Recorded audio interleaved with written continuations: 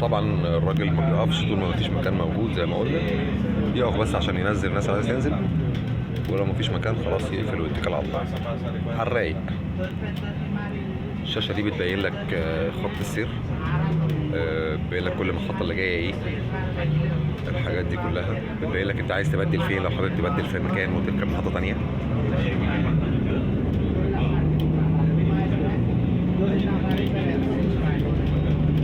احنا بنعدي عشان نوصل للمكان اللي انا ساكن فيه على 14 محطه، بياخدوا حوالي ساعه.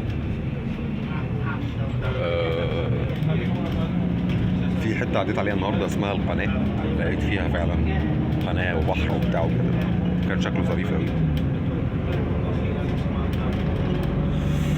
يلا شويه كده يا شباب، ان شاء الله لو لقينا حاجه انترستد في الطريق نصورها لكم وهنكون معاكم ان شاء الله.